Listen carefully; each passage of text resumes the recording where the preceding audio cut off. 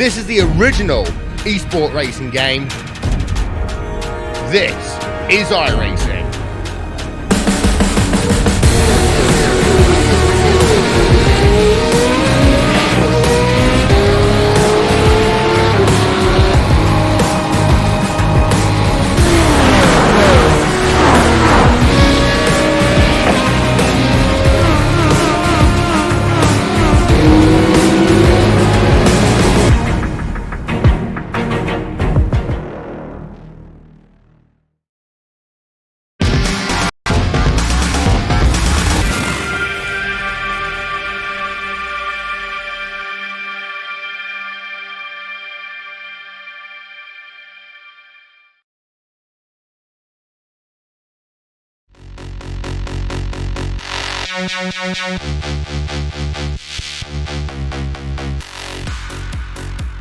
Welcome. It is Sunday night here in Europe, and you know exactly what that means. It's the Skip Barber 2K World Cup, brought to you by DES Simulations. We are here at New Hampshire Motor Speedway. We're going to be going oval racing here in the Skip Barber Formula 2000s. I am Connery Maddock, and joining me for this evening's broadcast will be the one, the only Gary Weaver. Of course, we have Hugo Luis in the background, pushing all those buttons, making all those graphics and cameras change here for the the 60-lap event that we have on the cards here. There's the track information up on screen for you now. The 1 mile oval will play host here to this round of the 2K World Cup. We've got 28 degrees Celsius and 43 degrees Celsius on the track. Partly cloudy conditions with 34% relative humidity, with winds, moderate. 10 kilometers an hour up towards there. So now, as the drivers are getting themselves there, 1 lap of qualifying underway. There are the point standings on your left-hand side of your screen. Simon Edwards currently points leader, with Johnny Gindy, the winner last time out at Brands Hatch. Well, he gets himself 93 points, second in the point standings. Greg Zietz in P3 with Philippe Weber in P4. Arjen de Vries will round out your top 5 in the point standings coming into this race. And Gary, it's oval racing. This is, of course, something that we do sometimes see here in the 2K Skip Barber World Cup, but it's going to be the first time that we get to see it with the new damage model. It's going to be really interesting to see how it plays out here with the new damage model, especially at New Hampshire, where it's of course an oval. Last time, at least the Skip Barber Series was here last season, it was the road course instead. I believe it was the Northern Road course, so it's going to be very interesting to see how they take to this course on the oval. And of course, it's relatively going to be the same, but the slipstream here is going to be absolutely insane, I'm sure. Yep, it is going to be insane. You'll keep these cars together, that is for certain. It's going to mean that there's going to be a big question mark about who wins this race here today, because I remember a couple of years back when there used to be a 2K Skip Barber Oval Series, I got it on pole position for the first round of the season, and that was my first ever appearance on a RaceSport TV broadcast, not in a commentary sense. That was my first time racing on a RaceSport TV broadcast, and I'm pretty sure I can go back and find the link somewhere. Yeah, that was basically Will's first time saying my name on a RaceSport broadcast, as we see the 1 lap qualifying underway. Johnny Gindy currently pole position there with Offray in P2. We have Don Parks out there, just thinking himself out of the final corner across the line.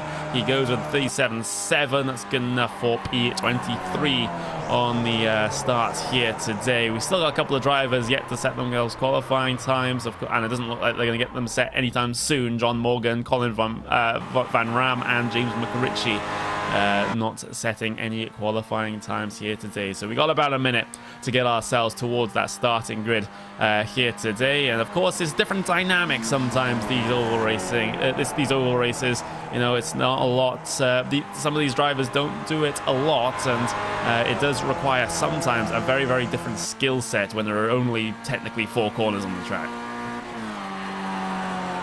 Yeah, especially with especially with this, it's just usually road courses where we usually see these drivers long stretches, long winding turns, sometimes maybe even tight turns. But this, it's a lot. It's really simple, really, especially if you know at least New Hampshire's oval portion. But it's also a relatively flat track, so we might see some drivers start to maybe push the envelope a little bit on the very lower line. But so far, that hasn't been the case as of yet. Time has expired in qualifying. We'll get ourselves over to the race session here today, and this is how the starting grid looks here for the iRacing 2K Skip Barber World Cup. We have Johnny Guindy pole position with Julian Offray in P2. Philippe Leber will start there on the inside of the second row with Diogo Francisco starting P4 here today. Will Fisher starts 6th with Sasha Gola in Will Fisher starts 5th with Sasha Gola in P6 with Neil Kemp in P7. Ian De Fruto will start P8 here today as you cycle things back and see Tran in P9. Francois Bouillon in P10 with Greg Zietz P11. Simon Edwards, your points leader in the championship, will start P12. Carl Dronke in P13 with Andrea Amon in P14. Scott Velez will start in P15 here today with Martin Cruz rounding out your top 16 starters, as Ronan Griffin will start P17 with Anthony Kapp P18. Enzo Canta will get off to a start in P19 with Bastian Husman in P20. Justin Brunner will start P21 with Hercules Anitbos in P22 with Don Parks P23. Andrew Carroll will start in P24 here today. Rob Adams 25th and John Morgan will start 26th with Colin Van Ram 27 and also James McRitchie starting in the final spot here today, P28. So as the drivers take themselves to the, just forming up behind the pace car here, and then we'll get ourselves our 2-lap pace lap here, as it is going to be the oval here at New Hampshire Motor Speedway. What are your expectations for this race, Gary? Is it going to be carnage here? I sure hope not. If this was carnage, it's not going to end well for sure. So with 28 Skip Barber cars, I don't know, they have a lot of space to work with as compared to the NASCAR series cars, so I feel like we might see a little bit of carnage, maybe a lot more spreading out than we usually see. Yeah, we may just see it that way as you see the pace car pull off. You can see how the drivers are warming their tires for the race start here, and that's simply what you have to do with the new tire model on the Skip Barber, the Formula 2000 cars. Some of them are getting pretty wicked slip angles on their drifts here, so that's absolutely fantastic to see that they're able to hold that, as you can see Johnny Guindy on the inside there just weaving incredibly back and forth and, able to hold it. I'm amazed that some of these guys aren't losing control here, but there we go. Oh no, speaking of Falk, it's the commentator from pole position, Johnny Guindy, while warming his tyres for the start. He's fallen to the back of the field here, and it'll be interesting to see what the process is to try and get him up there. I'm not sure how the iRacing system will resolve this one, as you can see him spun in the middle of traffic, and actually the pace car down on towards the pit lane here. Are people going to get disqualified because he's so far back at this point? You can see him trying to work his way back through. The green flag will fly. We'll get this officially racing anyway and sort out all the problems as they arrive. A big fan out. I count 5 wide coming down in towards turn 1, and there's a car on the apron now as these guys head their way through. Your effective race leader Julian Offray right now. Sasha Gola in P2 with Philippe Leber and Diogo Francisco squabbling over that 3rd spot on the way down in towards P3 for the first time in this event. Side by side, 2 sets of teammates here as Sasha Gola down in the apron, 3 wide there for P2 as Gola heads his way down on towards pit lane. Is that a penalty for being in front of the leader on the start? We'll just have to wait and see. Man, that's the only downside, really. We see a huge dive to the inside by Diogo Francisco, sliding up the racetrack a little bit, and that's going to be, I believe, Julian Offray just barely stuck in the middle. As we're 3 wide, Francisco almost have the lead for at least a corner, and now, unfortunately, he is going to be shuffled back just a little bit. Yeah, absolutely. We are looking towards 3 wide for the race lead in towards turn 3 here for the second time in this event. It is Leber on the inside now. Yellow will be out. We have an incident further back in the pack involving the number 16 car here in this situation. That's Justin Brunner that's got himself into issues. It's Enzo Cantor as well. We'll get to see it on the replay. That's Brunner going for a spin right in front of traffic. Oh, collects Cantor, and he gets sent up into the safer barriers there, as that is the cause for your first yellow of the day. Oh man, the 54 got insanely lucky with that. That is definitely a close call. We were on board with Brunner, who went around, but Colin Van Ram definitely got the lucky bit of that, and you'll probably see him just, actually not from that Colin camera angle, but possibly right here. Yeah, we're going to see this. That was a very, very lucky avoidance. Here it goes down to turn 3, more than likely slowing up here just to avoid. Moves up high and just misses Enzo Cantor. Cantor, yeah, he just has to be so careful. Well, you know, you can't really be careful when you're struck in the instant like that, but there we go. You can see now that the pack has all formed up once again here. What a confusing start, though. Johnny Gindy spinning it, and I said literally 2 seconds before that happened, I'm amazed someone hasn't spun it yet, and then Johnny Gindy just goes and does it. You know, the curse of the cards here is very, very real here today, ladies and gentlemen. That's one of the weirder things I've seen, Gary, for the start of a race. The race leader spinning out because they're warming their tires. That is just ridiculous. Yeah, that's definitely that's a first for me, actually. I've never really, I don't think I believe, okay, well, actually, if I did say that, that would probably be a lie. So I'm pretty sure I spun out once or twice, but I honestly cannot remember that whatsoever. So luckily it hasn't happened, at least as of recent, so that is a good thing. But for Johnny Gindy, unfortunately, that is, it went from running out of fuel in the first race to finish about 9th, winning the second race, and then more bad luck in the next race. So if that pattern keeps up, he's probably going to have a good finish in the next race, but unfortunately, he has decided to take it behind the wall. With Hugo's permission, I might have to post that one on the Race Sport TV social media after this race is done, and you know, because I certainly haven't seen that one before. I doubt many people have. It's such a interesting situation because previously, you know, every single other car that goes to an oval doesn't need to really warm their tires on the opening lap here, at least on the old tire model, but you know, the skippies, when they're weaving about like this, Johnny Gindy perhaps overdid it and then spun in front of the traffic, and it did cause quite a few problems a little bit further behind as well. But we will still be having a good couple of pace laps here. Pace car lights are still on right now, so we're going to have to wait another lap more to get ourselves started here, or rather restarted here in the 2K Skip Barber World Cup. But the standings as they are: Philippe Laubert P1 with Offray P2, Will Fisher P3 with Diogo Francisco in P4. I'm just having a look at some big movers. Colin Van Ram from the back of the field, he started P27, he's up into P12, and so he has really benefited from this caution, Gary. He's definitely gotten a very, very lucky break as the lights are out. So hopefully that lucky break can continue on for him, because that's going to be something that he can really improve on, hopefully, at least during the course of this race.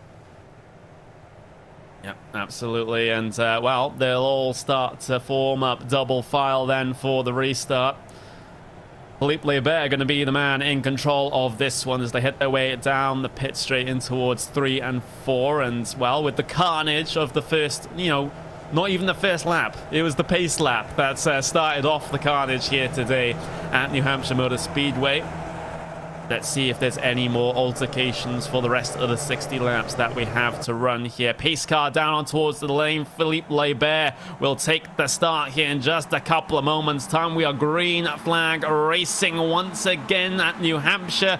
A very good launch there from Philippe Laubert on the restart, side by side between Fisher and Offray down in towards turn 1, but Offray will have to back out of this one on that outside line. Fisher solidly in P2 at this stage, as everyone else behind just snaking out. Single file right here. Very, very clean start up and down your field here for the first restart of the day. Side by side between Boulian and Tuan Tran here. That's for positions just inside of your top 5, as they will have to get themselves all sorted out. We have another yellow, though. This is right at the back of the field, and that is going to be the number 80 of Adinopoulos. It was happened to him here. He's had a big incident, and it looks like it's a solo car incident right at the top of the racetrack. We'll get a replay up for it.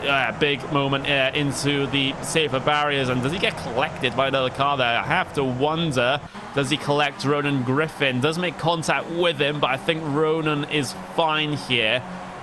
Something tells me that the new damage model is off here for this race. Otherwise, we've been seeing wheels fly about everywhere with that particular incident. And Adinopoulos, well, he's going to have to get himself back down towards the pit lane, trying to get any repairs to that car, maybe get back out there. But again, it's a second yellow now, Gary.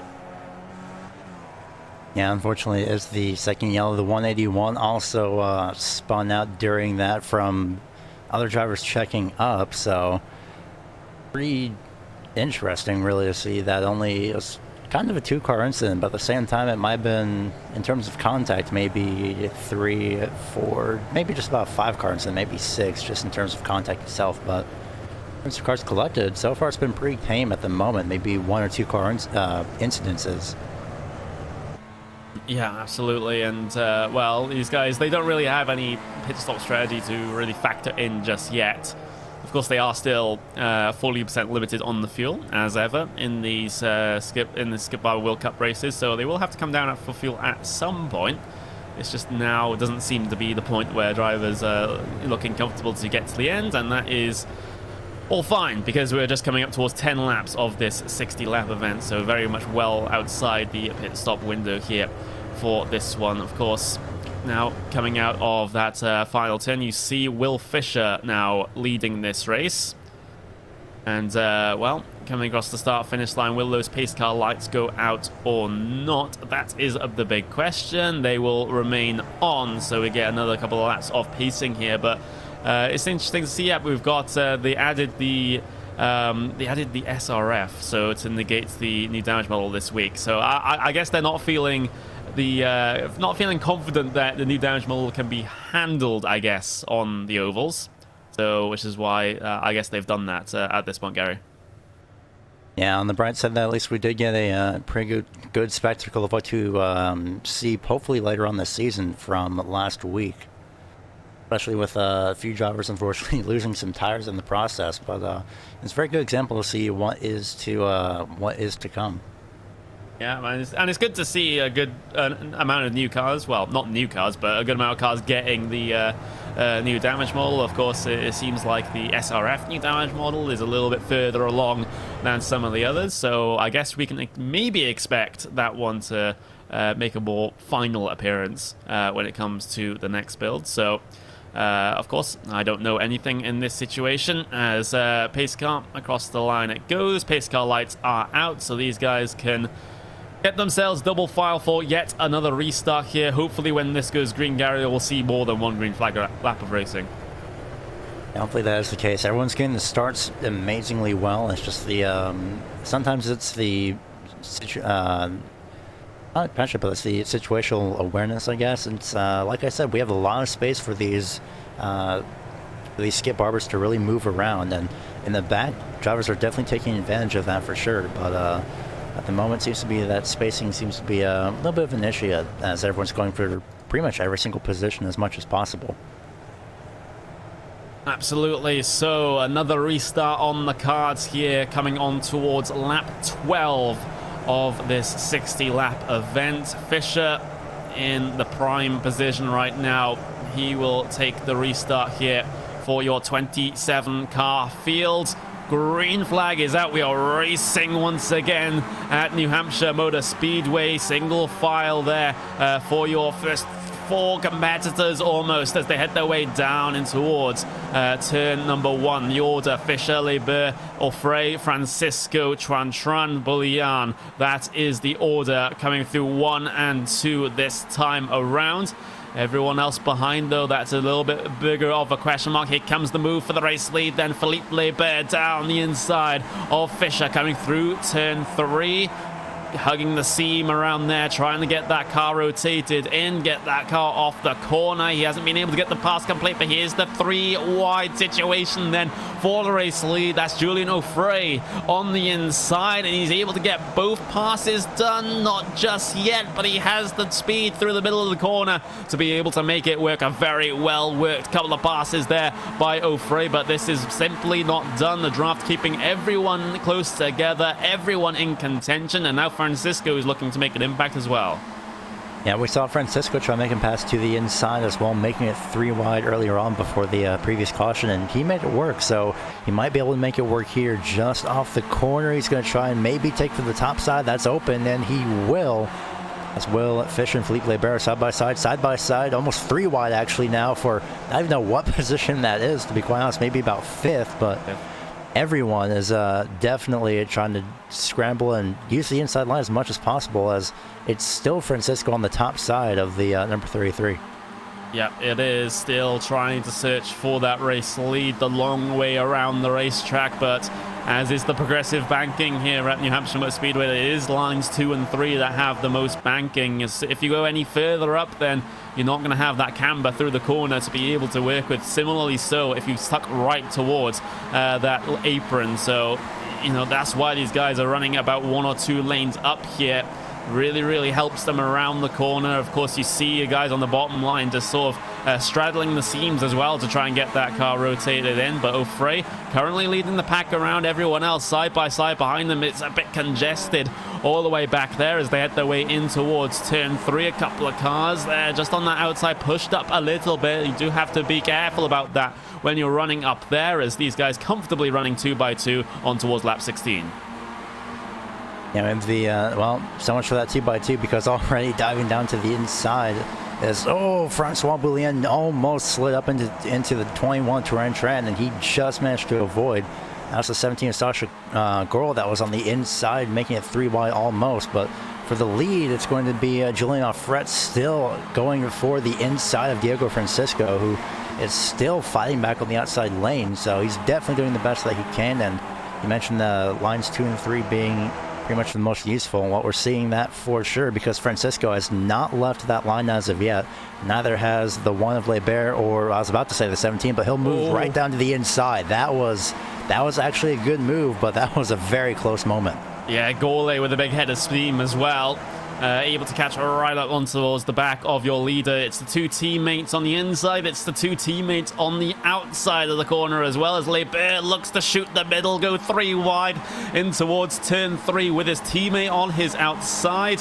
And that is going to be Fischer there. That's Francisco, excuse me. That's lost a lot of speed on that outside. Surrenders the position to his teammate again. They will go, or try to go 3 wide down the pit straight there, but there's not a lot of space for Francisco to work with in terms of his teammates. They got so close there down in towards turn 1. Offray and Leber around caution, big crash. There is a big crash. There is a big crash on that lower line, and they get shoved to the outside of the racetrack as well. We'll get ourselves the 3rd caution of the day, and it was immediately behind a leading battle there. Boulian coming down the racetrack, and I don't think he thought Simon Edwards there. Simon Edwards was involved in it, and that is quite big in terms of his championship, Gary.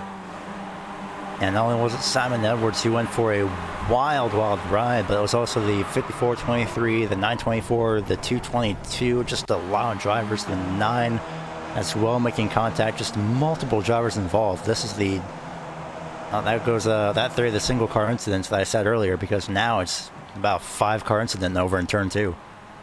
Yeah, Simon Edwards getting a piece of every single car there, as you know, you get some of the names involved in this one. You have the car of Enzo Cantor that's involved. We have Colin Van Ram that got a piece of it. Scott Velez also involved, and well, I'm not spotting anyone else further down the circuit, but it is a 4-car pile up there coming through turn 2, and it does result in our 3rd caution of the day. And well, pit lane is a relatively busy place with damaged cars here. Anyone coming down in to get their fuel numbers for the end? I do not think so. So they'll continue out there. And well, we've had a couple of incidents already here with the cautions that we've had, Gary, but that is, you know, that was always going to happen when you have these sorts of cars all in close proximity and you have, well, almost 30 of them on the same piece of real estate. Yeah, it's the unfortunate portion, especially with, again, like you mentioned, it's all these cars trying to all go for the same real estate, but unfortunately that real estate does run out at some point, and, well, that was the point that we saw. So at the line, it's 40 to go, and, well, I mean, we've seen Sasha Gold make a bunch of moves. He's actually in the lead as well right now. Julian Offret, however, kind of refuses to leave that lead for the time being, but he's definitely putting up a fight as much as possible. Yeah, putting up a bit of a fight, as it seems like we've had a different leader every single caution here, because it's Sasha Gola that's at the front of the field here for this one with Offray, as he's been sitting in second place for a long time, seems relatively comfortable in that position, not really making much of an impact in terms of the race lead here, just running a little bit of a more conservative race there. In that second place, it seems like everyone behind him and are nipping at his heels like piranhas, trying to head their way through. But with his teammate in the race lead now, is there anything that Gole and Offray can do just as a 2-car tandem at the front of this field? That's the big question, because you start to think you're a little bit safer when you actually have a teammate here that can help out with things. And we've seen with that teammate work, I mean, we've seen with Offred and Francisco, they were both controlling essentially the 2 Lions that we've seen that they've been running during that last run. So what the 17 and the 33, what they can do is they can both run side by side, and that way they can control positions 1 and 2. But for however long it's going to work, I'm not exactly sure, because we've seen that drivers are definitely willing to go down to the inside and make it 3 wide, especially on the front straightaway. Yeah, absolutely. And well, if you're wondering about the whole sort of pit stop situation, there's no one really inside of the top 10 or so cars that has come down for their pit stop just yet. We've had a couple in the backfield though come down on towards the lane. Some of them, of course, you know, they would have had to repair damage and try and get that sorted out. But there are some that have gone for the full tank, so to speak. You have the car of not Justin Bruno, Scott Velez. He was involved in that previous instance, so that's why he came down on towards the lane. But some other names that I see, the likes of Rob Adams, Martin Cruz, John Morgan, I don't think have been involved in incidents, have actually come down on towards the lane and got at least a little bit of fuel in that car. So that's going to be a bit of an interesting dynamic for the end of this race if this goes green all the way.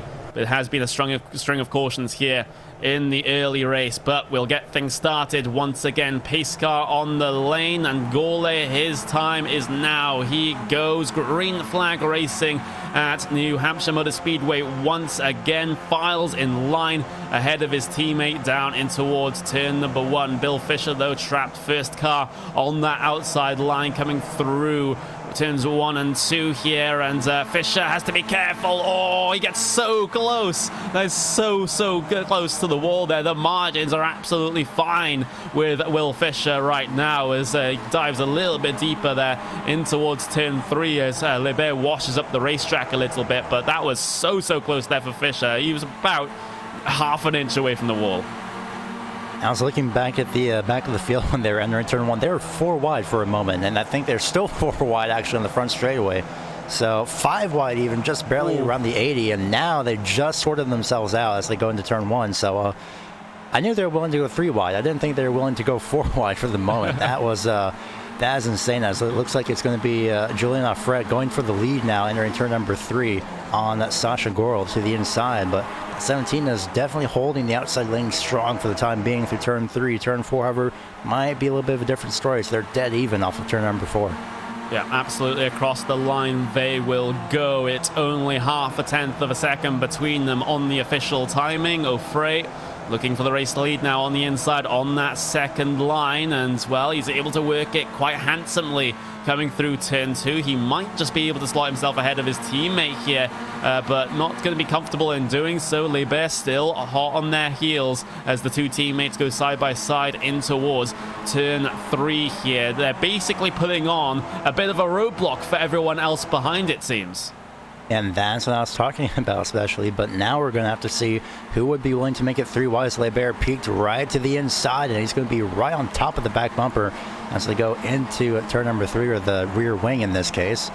But right now, it looks to be relatively calm up here for the time being. 2x3 here for your front 6 runners, and then it's a little bit of a ways distance back to 7th, which seems to be relatively calm, but now I'm wondering, we've seen Lebert, he was willing to shoot the gap to the inside earlier. Now the question is, when will he decide to do so?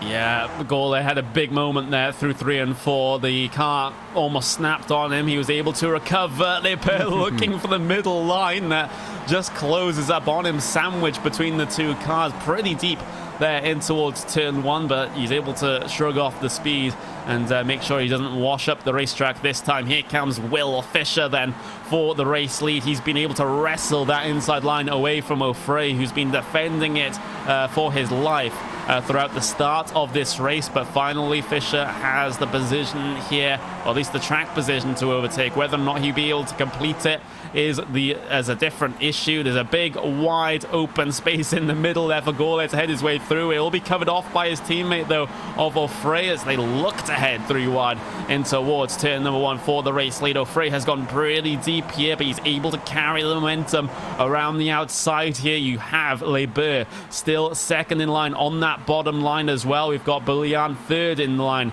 on the bottom as we go 3 wide. Then Lebert again through the middle trying to make it work. It seems like he has been able to, at least over Will Fisher here, as Fisher has to go to the extreme bottom to try and make this one work, and he will lose position off of the corner. This is brilliant racing here at the front.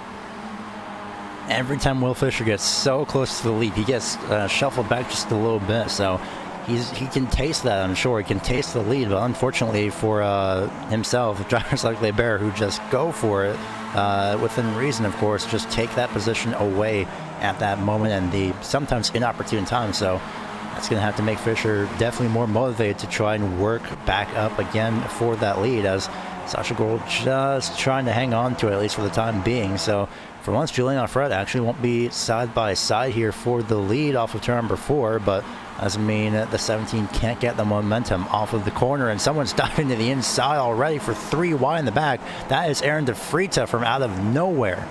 Yeah, De Frita really sensing the opportunity now, because these guys at the front have been going side by side for a while. It has dragged a couple of other drivers here into the battle for the race lead. And that's how strong the draft is here in the Skip Barber cars, as Lebert almost washes up in the corner once again, as we see the two teammates at the front still go, well, at least briefly side by side. It's O'Fray and Sasha Gole this time around, trying to make things work between the two of them, as Fisher out second in line on that outside as well. He's been looking for a lane to try and get past these guys, but hasn't really been successful in doing so just yet. So basically 4 sets of 2x2 off of turn 2, and we have a yellow to disrupt things here. Not exactly sure what that one is about, as we'll have to go to the pace car once again. Yeah, it was in the back, and there it is. The 222 Scott Velez made contact with Simon Edwards and the 201 of Martin Cruz in turn number 2, and Velez was the one that went most around on the inside lane, and you'll see here entering at turn 1, just gets really close, tags the bumper, and of essentially both drivers, really, and unfortunately that is the cause of this caution, although appropriately enough, just about halfway. Yep, so do we see people dive down onto the lane? Do we not? That is the big question here, is right now. I did see Diego Francisco go to the pit roads just before the caution came out, so that might have been planned by him. I'm not exactly sure, but either way, it's a very lucky break. Yeah, of course, the pit lane would have been closed to the first lap of the caution here, so it will be open this time around. Do drivers decide to get themselves down in. It looks like Sasha Gall is. Will O'Fray as well? Yes, he will. It seems like everyone and their mother is coming down on towards the pit lane. Almost no one staying out there on circuit. We finally see the first person to do so. That will be the car of Colin Van Ram there. He has already pitted here. He had a pretty long stop to get damage repaired, so he stays out there on circuit. Meanwhile, everyone else comes down on towards lane, or the vast majority of everyone else, to try and get their pit stop service done. It's going to be around about a 10 or 12 second stop here for these guys. Sasha Gall is able to get out first, gets out ahead of his teammate as well between the green cones. So it will be Sasha Gall beating everyone else off of pit lane, with O'Fray in second. We also have Philippe Lebert in third, with Justin Brunner with a good pit stop. He gets himself off a little bit later on as well. So with the pit stop service cycle done for the vast majority of the drivers here today, and well, we do of course have a couple of drivers that did stay out here, which is an interesting situation. Scott Velez deciding to head his way in. He just kind of wanted to be at the front of the field for a while, I suppose. But we have Colin Van Ram that did not pit. We have Bastian Huisman as well that did not pit. Same with Anthony Cat, and of course Diogo Francisco. He's really benefited out of this one because he didn't well, he came down on towards the lane, didn't he, like just before that caution came out, so he didn't need to come down this time around. He was able to get everyone past. And he's able to get by everybody, but the thing is, Anthony Cat is actually being shown in the lead right now, and he started 18th, so he's had a very quiet race for the time being, just really sitting in the back as far as I've seen. But very interesting way to get back into the lead, just really not, or to get into the front of the field after starting 18th. Yeah, we do have a lucky dog rule, of course. The first driver lap down will be able to get themselves unlapped.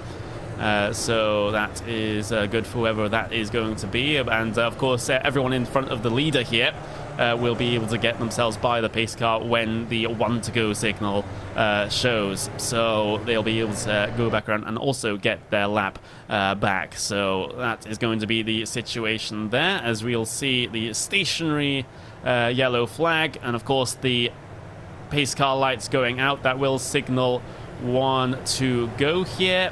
Colin Van Ram not really in a rush to get by the pace car there, but he eventually will. Same with Huisman. He'll get the signal to go as well, so we can get the actual leader in the correct position. That is going to be Anthony Cat. So the theme of having a different leader for every single restart here seems to be holding true on lap 35 of this event. We'll be getting restarted on lap 36. Everyone filing up double file, so the fuel strategy here has all but neutralized. Everyone has come down on towards the lane to get that service done. It might be the case though that some have short filled, expecting more caution, so expect that to be a theme as well coming towards the end of this race. But pace car going to be heading themselves down on towards the lane. Anthony Cat, he decides to go immediately. We are green once again in the Skip Barber 2K World Cup at New Hampshire Motor Speedway. Everyone just snaking themselves now down that front straight in towards turn number 1 and 2 for the 36th time in this event. You'll see that Diogo Francisco has been able to find himself on the inside of Anthony Cat there, but a big run here for Sasha Gall as he heads his way 3 wide on the inside for the race lead of this event. Trying to straddle that line on the inside there. He's been able to get himself ahead. Sasha Gall has passed 2 cars for the race lead here. Francisco trying to find a line off the corner as well. Shooting through the middle once again. Who other than Philippe Lebert? He's going to go for those middle moves all day long. And now to the bottom, coming for that race lead. They all stack up in the middle of the corner. It's Francisco on the outside with the advantage. This time around off the corner, he will lead on lap 37. And it looks like the 17 might have something to say about that again, because he's just going to be able to get that, the 1 of Lebert and somebody else, the 21 of Tren, also on the very lowest line in the corner there, trying to get whatever they can. At the start-finish line, it will be the 48 of Francisco. I'm seeing somebody, we're 4 wide, just barely over there on the front straightaway.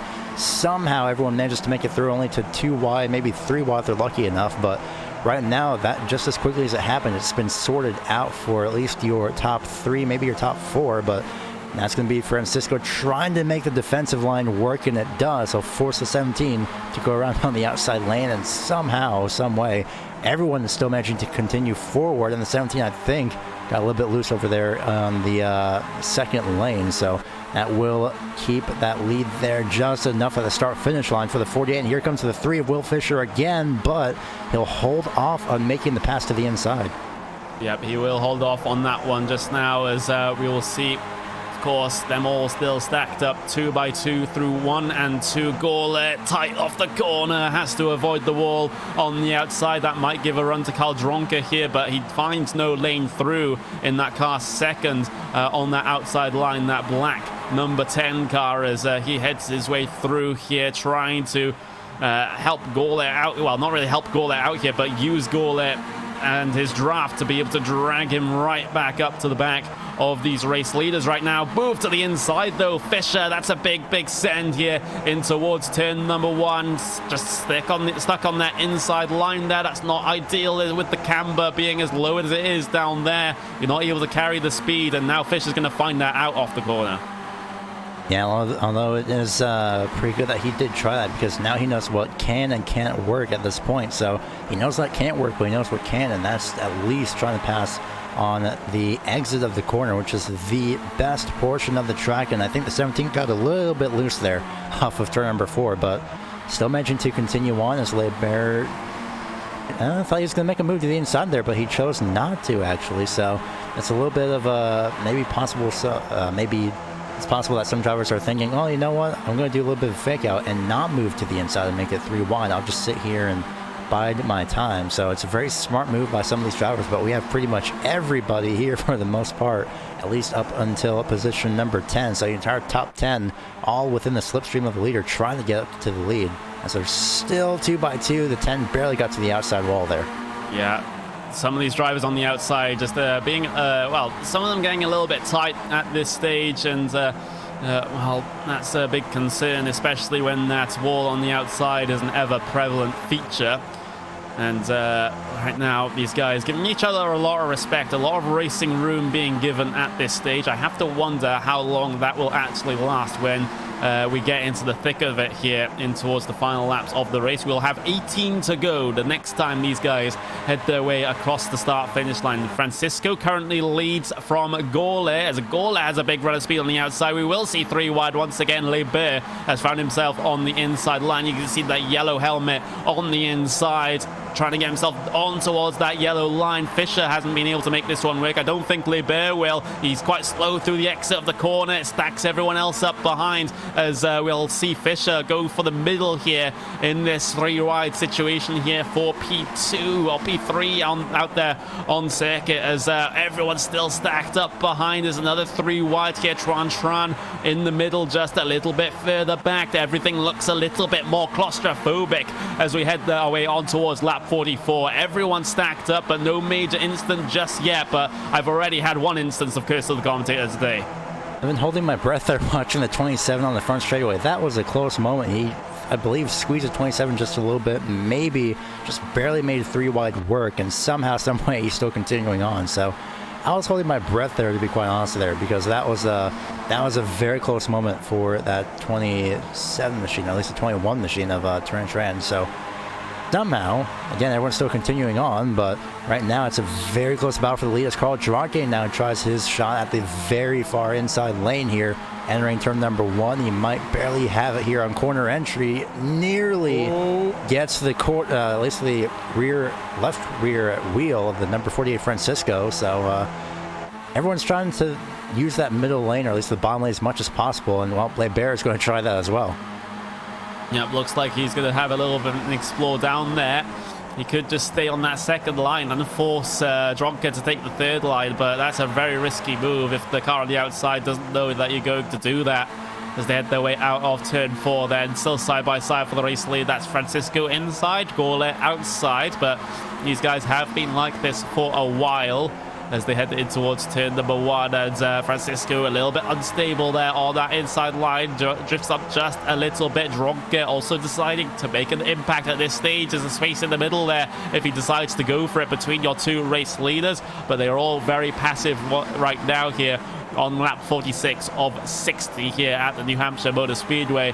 As look at it, it's basically the entire pack here, all side by side here, 2 by 2 like Noah's Ark, coming down the pit straight now as Francisco, he's lost speed here in the race lead, so everyone else just having a little bit of a stack up behind. And as these guys head through 1 and 2, Dronke still in a pretty commendable position here. He's looking for the speed off of the bottom of the corner. He might just be able to get it in this situation. We haven't seen it before, but the speed off of the bottom line, but Dronke has been able to make it work. We'll see 3 wide. We'll see 2 sets of 3 wide here for your first couple of positions. And well, is everyone going to make it out alive? It seems like they are able to. The cars on the bottom getting a little bit tight, have to drift up through the exit of the corner, but everyone survives here. This is a good display of the racing here in the 2K Skip Barber World Cup, powered by DES Simulation here, Gary. Yeah, it's absolutely amazing racing. I've seen some close moments, and I've been quite literally holding my breath still. So it seems to be, as the laps wind down, the more I'm going to hold my breath. So I better not do that and continue to breathe normally, because I'm going to need it more than likely, especially with how this racing has been going so far. And you mentioned pretty much the entire pack being caught up. I'm seeing at least all the way up until maybe about position 15 or so, just barely at the tail end, as some drivers at the very back of this pack, at least not the very back, but the very back of this cluster here, trying to make some moves, not having it work out for the time being. So the more all these drivers go 2 by 2, the more the other drivers in the rest of the field have a chance to catch up. So I'm not going to be specific, but I'm actually not going to risk that, because we've already had commentator scores just before the race even started. But hopefully everyone knows what I would refer to if I could, but I will refuse to do so, as the battle for the lead really continues to stay swap, at least between the 48 and the 17, as Will Fisher again goes down to the inside lane to make it 3 wide, but still just nothing doing for him for the moment. And oh, Lebert almost got the rear wing of the 21 there in the middle of turns 1 and 2, and right now it's just really close racing so far, so nothing too major yet as we're coming to 10 to go this time. Oh, I've just had a very good idea. Do you want to hear it? Oh no, what is it? It's we should submit that pace lap for the iRacing not top 10s of the month. Oh yeah, that's a good idea. That's what we should do. There we go. Someone get on that. But meanwhile, 3 wide for the race lead here. Fisher's got himself towards the inside here of Francisco in the middle. We have Gorlet on the outside there. Fisher almost near contact with your race leader. 3 wide further back though, through as he finds a line through and gets himself into position here, second in that bottom line, but that gets wrestled away by Dronke, who now commits down the inside there, as these guys absolutely hammer and tongs at this stage, it has to be said, as we're coming up towards 9 to go this next time across the line, and pretty much anyone in this pack can win it. Yeah, quite literally anybody, and I'm pretty sure Will definitely wants to get that lead as much as possible, because he's been trying to go 3 wide, as there's a little bit of a stack up in the an accordion effect, really, more throughout the field, as Carl Dronke nearly got his front nose clipped off by the one of Lebert there on the exit of turn number 2, but they still continue to go forward, so it's a little bit of an accordion effect to really spread things out just a little bit. But right now, for the time being, Will Fisher, again, like I mentioned, still seems to be the most eager to get to that lead, because he's been trying to get to the inside every single lap, but this time he'll choose to stay behind the 48 this time around. All right, as we'll go side by side once again throughout the pack in towards turn 1 and 2. That seems to be the norm at this stage, but with all of these drivers just having an absolute scrap here inside of this main pack of this 2K Skip Barber World Cup, powered by DVS Simulations. We'll see 3 wide again in towards turn 3 there. That was Tuan Tran in the middle of things, in the thick of things, and again we'll see 3 wide for the race lead coming off the corner here. Fisher inside, Gorlet outside, Francisco in the middle there between these guys, as again they fan out in towards turn 1. They get so close, everyone holding on. There's contact a little bit further back in the pack, but Dronke's been able to hold on. We'll have a yellow. That's for something completely unrelated as well. In the secondary pack that was going on behind them, Rob Adams and the number 16 of Justin Bruner made contact, and that sent the 16 around in a very delayed spin. Yeah, we'll get a replay of it, it seems, in this main pack here. You can see Dronke in that black car, sort of in the thick of things behind your race leaders. He does fall back, but this might not be related to how the caution came out there. You can see how close it was between your race leaders. You can see the contact with the Dronke that drops him back, and there's the reason for the caution. Right back in your field. Justin Brown just going past it, and it's Rob Adams has brought out the what looks to be the final yellow of the day here. We will get a restart because we had the caution with 6.5 laps to go. Well, he gets hit from behind there. That is so unfortunate there for Rob Adams. His race wasn't really going his way anyway, and to have that happen coming into the final few laps of the race, that is heartbreaking. That's really unfortunate, but we might get the answer to the question if we have green-white checkers, and not exactly sure at the moment, but luckily the caution was out just before that a little section, if you will.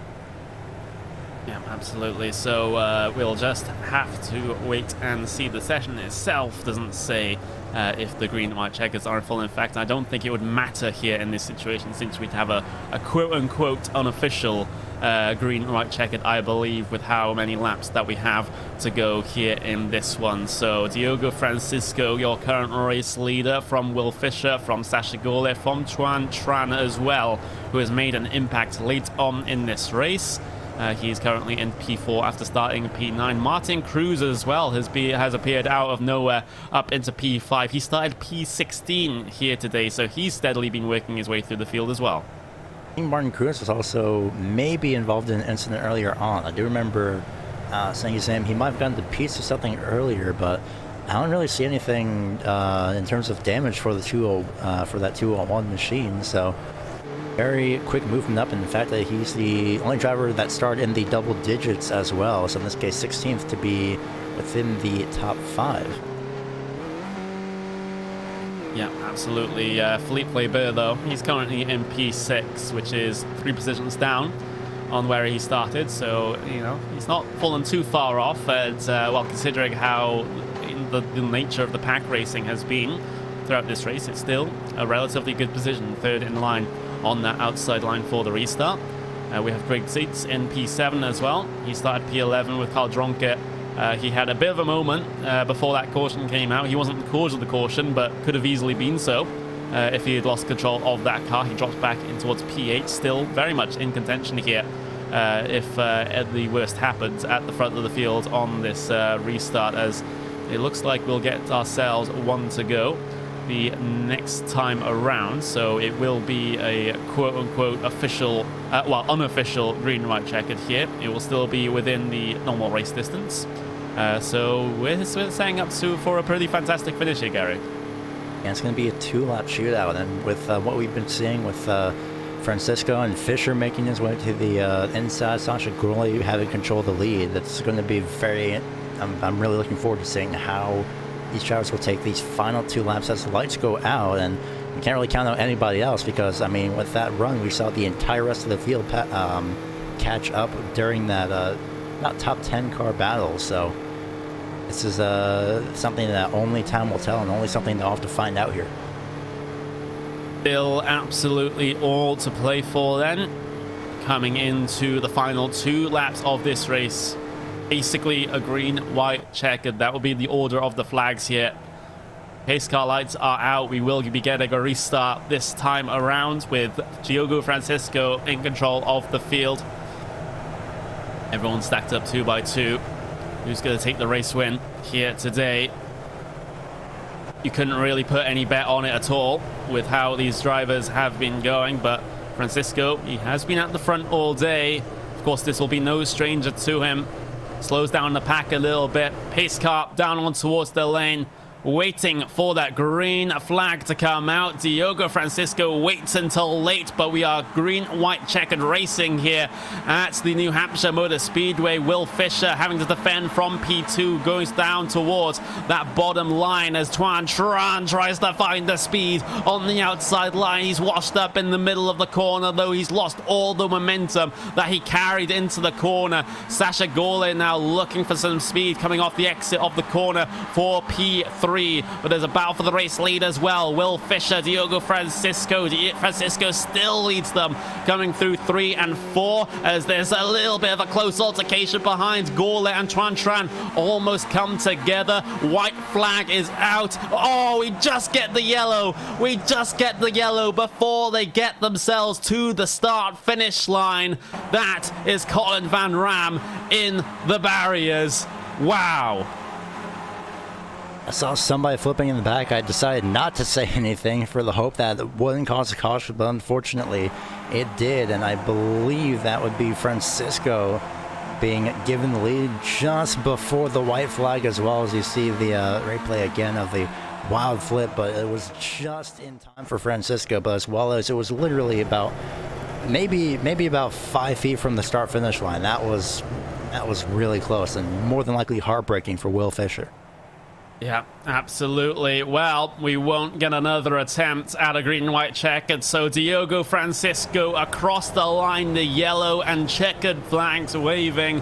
He has won the race here today, and well, it was very well managed right at the front of the field. He kept himself in it all day, and under yellow he comes home with the checkered flag. And for the number 48 car, you can see how happy he is, waving up behind the pace car. Will Fisher will finish in P2 with Sasha Gole in P3. That is your podium here today. It won't be the circumstances that Francisco would have wanted to win the race here today, but it is a win nonetheless. A yellow flag just feet from the start-finish line to take the white flag. That was so close to going all the way.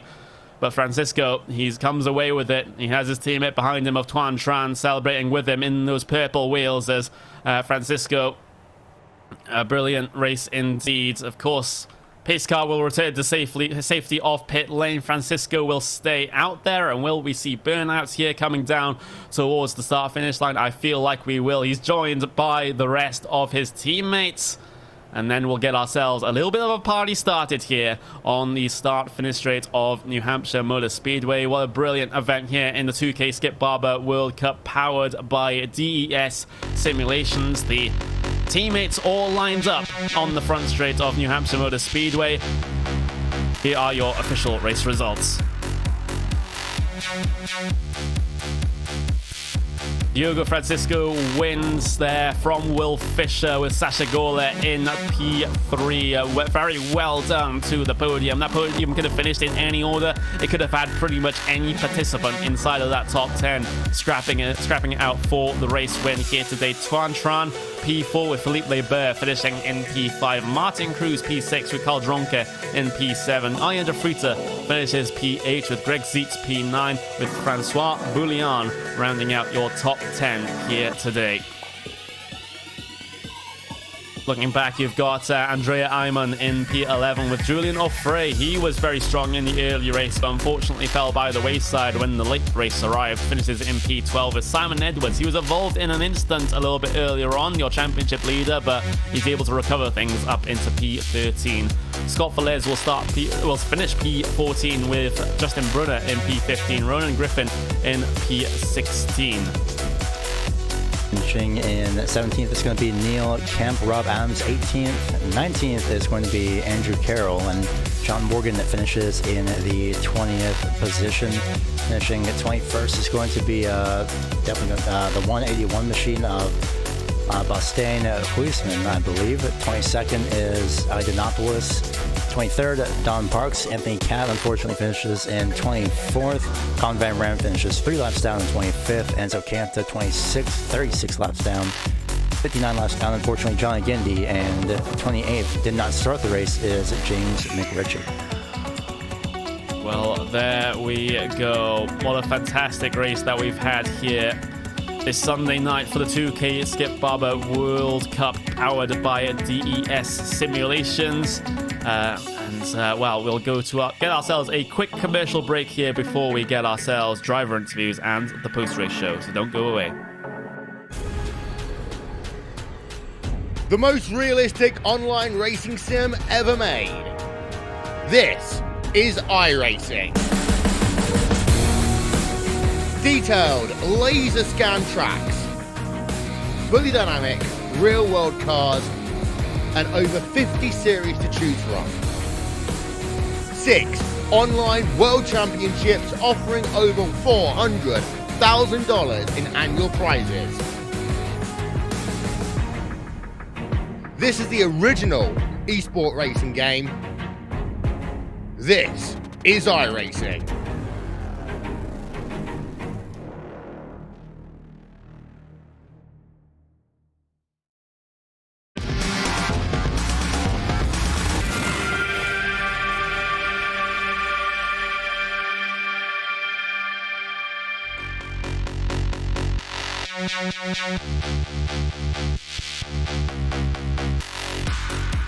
We went oval racing at New Hampshire Motor Speedway here in the 2K Skip Barber World Cup powered by DES Simulation. We finished under caution, but Diogo Francisco will not care for any of that. Francisco comes home in P1 here today. Diogo, have you stopped sweating yet? Oh, no. I have 3 buckets around me from all that action. Yeah, it seems to be a pretty crazy race at the front there. Just take me through it, because it seemed like some drivers were really favouring the outside line, some of them preferring to take things on the inside. Just tell me your thought processes, involving this huge pack battle for P1. Yeah, so basically, I wanted to keep the inside most of the race to control where everyone was, I guess. But I noticed that the outside got a really, really good run every single time. So I knew it would be close. It would all depend on the exit of the last turn. I was really, really lucky when I pitted that the yellow came just about as I was entering the pits. So yeah, it was just a group of factors that really played into my hand. It was a lucky win. I won the lottery, as Philippe would say. Yeah, you didn't get lucky with just the one yellow with pitting, just as it comes out, but you also had that yellow at the end come out when you're about literally 2 meters away from the start finish line. Otherwise, it would have been the white flag, and you would have to race that lap under normal conditions anyway, despite what happened. So that was a pretty lucky one for you, but I guess that's just motorsport sometimes. Some get luckier than others, and this time it's the luck really shone upon you. And surely this is a big boost in terms of the championship as well now. Oh yeah, for sure. Yeah, it's good points, especially because I got to lead really a lot of laps in the end with the safety car previously to the last one. So yeah, I should get some points, because in these oval races those points really, really do matter, because you get so many from so many laps. Yeah, you really, really do. As it's a different kind of racing here. When every single time we go to the ovals in the 2K Skip Barber World Cup, it's seemingly a sort of race that, apart from maybe a few exceptions, that anyone can win. Did you really feel like that today, or did you think that this, given the good run, it might be secure for you?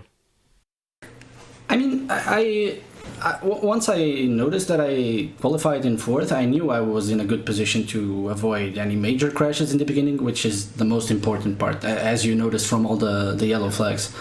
Yeah, after that, it was more about getting lucky with the time that I pitted in and coming into a place where I could somewhat control the race, let's say, because these are not really controllable. And yeah, it was all about trying to keep the best positioning possible to avoid any crazy stuff happening in the end. Also, just because it was pretty funny in my mind at the time, any reaction to the to Johnny Gindy spinning it out on the pace lap? Yeah, I mean, it was just awkward, We noticed everyone noticed for sure that it was warming up his tires very aggressively, and well, the skip is really risky. It's a risky car to do that nowadays. So yeah, he just pushed it that little bit over the edge, and that's it. He just lost it. Lost it. Yeah, it looked pretty silly. Yeah, it did. I've personally never seen anything like that on. I've been sim racing broadcasting for almost 3.5 years at this point, and I haven't seen anything like that. So, Johnny Ginsey, thank you for letting me see something that I've never seen before. As we'll get ourselves just before we head on to talk to Philippe Leibert. Is there anything you want to say before we let you go, Diego? Yeah, just thanking everyone in the team, everyone that helps run the championship, the stewards, everyone that showed up today. Yeah, it was super fun. Everyone seemed to enjoy it a lot when these kind of races happen. So, yeah, just a shout out to everyone that showed up and made this possible. And you guys too, obviously. So, yeah. All right, thank you very much. That's Diogo Francisco, your race winner here today at New Hampshire Motor Speedway. Of course, we do have Philippe Leibert as well, coming home in P5. Gary, Philippe is standing by with you. Yep, here with Philippe Leibert, who luckily, like you mentioned, that finished in P5 after a not exactly an insane race, but definitely a little bit of a wild one at that with the slipstream here. So how was your experience here at the Charlotte Oval instead of the road course that we took to last season? Insane, like you said. It was insane. It was incredible to see that 30-lap green flag run after just after the pit stops. That was just incredible. I'm still in shock that nobody crashed out. And the level of driving up front was amazing. So although I didn't get a podium, I'm pretty happy with the result. It was a lot of fun and great racing.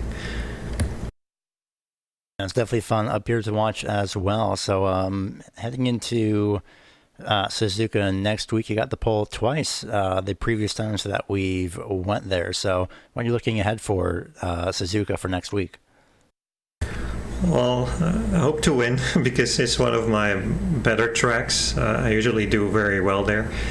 And I see in the standings that I got passed by Simon Edwards, so I have to make sure that I regain the championship lead. So it's a very simple task, just to win. Hopefully that is the case. Definitely a very simple task as well. So before we go ahead and let you go, anyone that you'd like to give a shout out to or thank for your P5 finish tonight? Shout out to Diogo, my teammate, TT Racing. He's done an incredible job. He doesn't really like ovals, and he says that he's not good at it. But we all saw that that's far from the truth. So great result by Diogo and the rest of the team as well. I think all of us finished in the top 10 or close to it. So great result. Absolutely was an amazing result. So hopefully you can better that result next week and maybe finish 1-2 or at least in a variation of that order in the top 5 next week. But thanks for your time, and we hope to see you again next week. Well, there we go. Thank you very much, Philippe. And, a comfortable, or relatively comfortable P5 finish. I wouldn't say it's entirely comfortable considering the amount of carnage that happened in that front pack here today. But that is another round of the 2K Skip Barber World Cup, powered by DES Simulations in the books. What a fantastic race that we've had here at the New Hampshire Motor Speedway Oval. But, of course, we return back to the road courses next week here for the 2K Skip Barber World Cup, so you don't want to miss that one. Diogo Francisco wins here today. Of course, we'll look to carry that form into the next round here for the early season of the 2K Skip Barber World Cup, powered by DES Simulation. I've been Connery Maddock. That has been Gary Weaver. We've had Hugo Luis on the cameras as well. Track cams provided to us by trackcams22.com. Istvan Ballo, thank you very much for letting us use those fantastic TV cameras that you have to offer. Join us same place, same time next week for more 2K Skip Barber World Cup action.